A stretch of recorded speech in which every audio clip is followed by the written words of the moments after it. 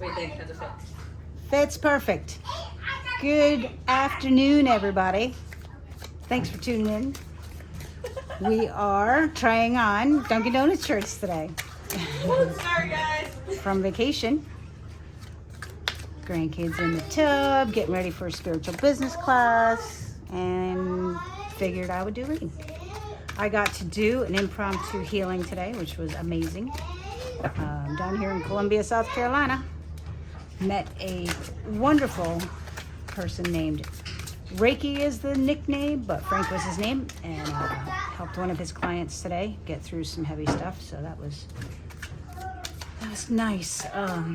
Didn't do the plans I thought I would do, but ended up doing what I needed to do. So roll with the punches, right? Flow like water.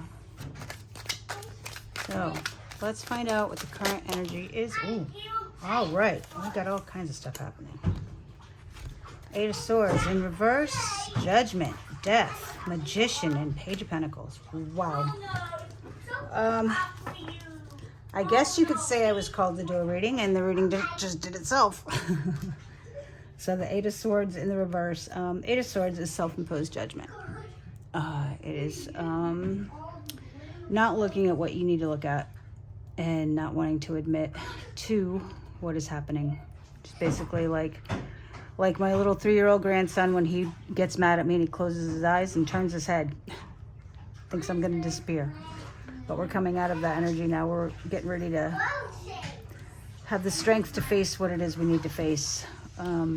Judgment is literally saying that we will be able to stand in our own judgment and face the music of what we need to face. We are our own worst critics, so there's no bigger judge of ourselves than ourselves. I do feel like we are starting to realize that as we judge others, we in turn are judging ourselves in a way that is not conducive to the kind of work that we're doing. And I also think this is saying that we tend to judge others less harshly than we judge ourselves. You know, we're always very forgiving of other people and have every excuse in the world for them, but how many times do we give ourselves that grace and that understanding and that compassion? That's changing, and I think that we'll be able to judge ourselves a little less harshly, which will bring about death, which is a transformation. It is literally delivering our soul up to spirit. It's literally surrendering and allowing for that which is above to also be below. The seal is what jumps out at me in this one, and he looks sick. And what looks like a vet up here is helping the creatures. Seems just out of reach for the seal. So we have to let some things go in order that we may heal other things. Energy is neither created nor destroyed, so it does need to be displaced at times. And when we have new energies coming in and new transformations, we have got to let the old things go. And it can be sad, and we have to give ourselves the time to mourn that. But with the Magician, we can take that energy and we can manifest it into something beautiful.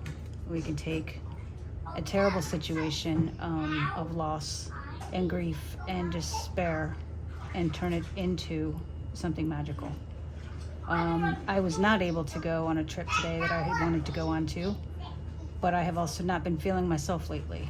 And I ended up at the Healing Bar in Columbia, South Carolina, where I met Frank, and we did a healing on a beautiful young woman who was going through some stuff. And I started to feel like myself again. So it's funny when you roll with the punches and you don't try to fight it, how things can just happen the way that they're supposed to happen. And that brings us to the Page of Pentacles, which gives us a renewed sense of ourselves. It's knowing that we are the resource that's necessary in the world, and it's got the rainbow. And it's that childlike teenager energy of sharing your gifts with the world. So when you've been called to share your gifts with the world, at times it Hold on. feels heavy. It feels as if you are last in line. But know that when it's time for you to be first, you will be. But only God knows who needs what and when, and who needs it how quickly, and what the order priority is. So it's in that we Hold on. become fulfilled. So we've got our choices on either end of these decisions, but this was divinely guided. This was a divinely guided day. Had nothing to do with us. What choices we made, whatever choices we were going to make, was going to be divine intervention to make sure that we were where we needed to be when we needed to be there. So I hope you guys had a good day. And I hope if it wasn't a good day, you at least have some clarity as to why and what good may or may not have come out of it. On that note, we're going to get a mirror card and see what energy is mirroring. Like I said, I've had a bad couple of days, but you know, menopause and the like does that to you. But usually what irritates us the most in other people is something we need to look at within ourselves. So let's see what mirror energy is happening that maybe we're just not aware of. And that would be 27, sexuality. I don't have the book with me right now, but sexuality is actually one of the highest energies that you can use for manifestation and for transmutation. It doesn't necessarily have to mean sex per se, but it is your sacral chakra, the orange chakra. And if I could pick the card up, it would be even better. 27 is a significant number for me. I don't know about the rest of you guys, but it does reduce to a 9, which is the end of cycles. It's a very spiritual number.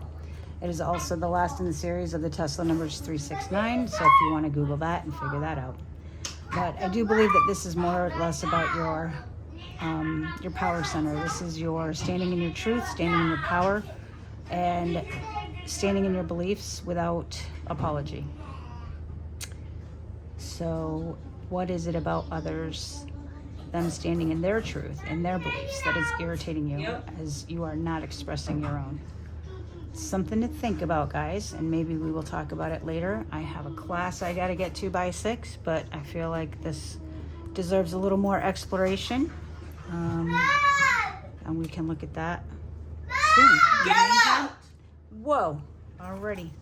In the meantime, take a screenshot of that and meditate on that symbol, and we'll come back in a few minutes and see what's going on with that. I gotta go get a granddaughter out of the tub before her mother kills her. So on that note, you guys, I will talk soon. Love you, bye.